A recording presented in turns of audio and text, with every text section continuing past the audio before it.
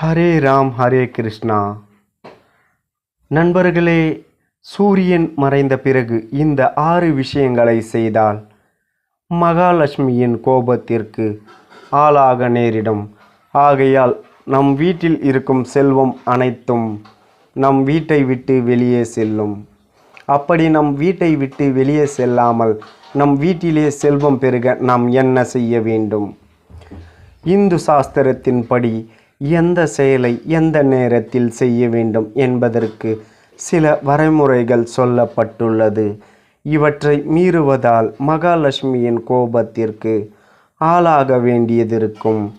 இதனால் வாழ்க்கையில் பலவித துன்பங்களை நாம் சந்திக்க நேரிடும். மகாலட்சுமியின் கோபத்திற்கு ஆளாகாமல் இருக்க நாம் என்ன செய்ய வேண்டும்? மாலை நேரத்தில் சூரியன் மறைந்த பிறகு சில விஷயங்களை கண்டிப்பாக நாம் வீடுகளில் செய்யக்கூடாது என சாஸ்திரத்தில் கூறப்பட்டுள்ளது. மகாலட்சுமிக்கு பிடிக்காத விஷயங்கள். இந்து சாஸ்திரங்களின்படி சில செயல்கள் சூரியன் மறைந்த பிறகு செய்யக்கூடாது. அப்படி செய்தால் லட்சுமி தேவியின் கோபத்திற்கு ஆளாகலாம்.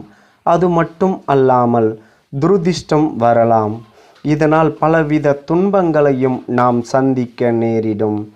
இந்த செயல்களை அசுப காரியங்களாக கருதப்படுவதால் இவைகள் எதிர்மறையான விஷயங்களை ஈர்த்து கெடுதல்களை தரும் என்பது நம்பிக்கை. மாலையில் சூரியன் மறைந்த பிறகு என்னென்ன செயல்கள் செய்யக்கூடாது என்பதை பற்றி நாம் தெரிந்து கொள்வோம்.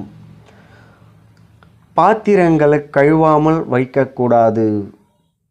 நண்பர்களே, மாலை நேரத்தில் நமது வீட்டில் பயன்படுத்திய பாத்திரங்களை கழுவாமல் வைக்கக்கூடாது.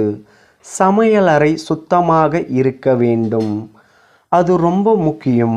இரவு நேரத்தில் பாத்திரங்களை கழுவாமல் வைத்தால் தத்திரம் வரும், கடன் தொல்லை வரும். பாத்திரங்களை கழுவி சுத்தமாக வைத்தால் லட்சுமி தேவியோட ஆசிர்வாதம் கிடைக்கும். சமையல் அறை சுத்தமாக இருந்தால் நல்ல சூழ்நிலை இருக்கும், அதிர்ஷ்டம் வரும். சமையல் அறை அழுக்காக இருந்தால் துரதிர்ஷ்டம் வரும். கிச்சனை எப்போதுமே சுத்தமாக வைப்பது நல்லது.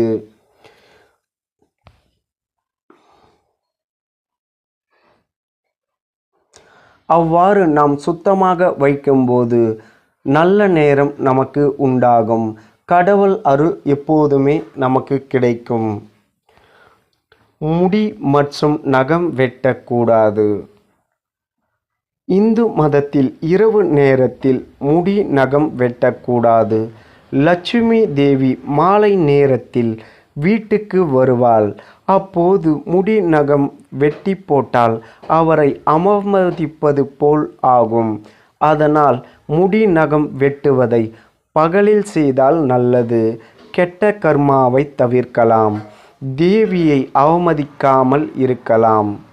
துணி துவைக்கக்கூடாது. மாலை நேரத்தில் ராத்திரி நேரத்தில் துணி துவைத்தால் கெட்ட சக்தி வரும். காலையில் அந்த துணியை போட்டால் அந்த கெட்ட சக்தி நம்முடைய உடம்பில் ஒட்டிக்கொள்ளும். அதனால் துணியை பகலில் மட்டுமே துவைக்க வேண்டும். சூரிய வெளிச்சத்தில் காய வைக்க வேண்டும். சூரிய வெளிச்சத்தில் இருக்கும் சக்தி கெட்ட சக்தியை விரட்டும், கிருமிகளை அழிக்கும். துணியை சுத்தமாகவும் சூரிய வெளிச்சம் நல்லது நடக்கும் நம்புகிறாங்க. அது மட்டும் இல்லாமல் ஆரோக்கியத்தையும் கொடுக்கும். பெண்கள் ஈரமான முடியுடன் மாலை நேரத்தில் இருக்கக்கூடாது.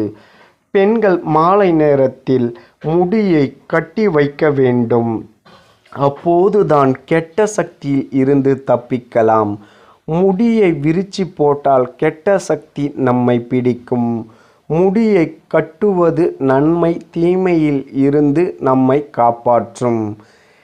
இரவு நேரத்தில் நம்முடைய சக்தி குறைந்துவிடும். அதனால் முடியை கட்டி வைப்பது நல்லது. இரவில் எப்போதும் வெள்ளை நிற உணவுகளை தானமாக கொடுக்கக்கூடாது.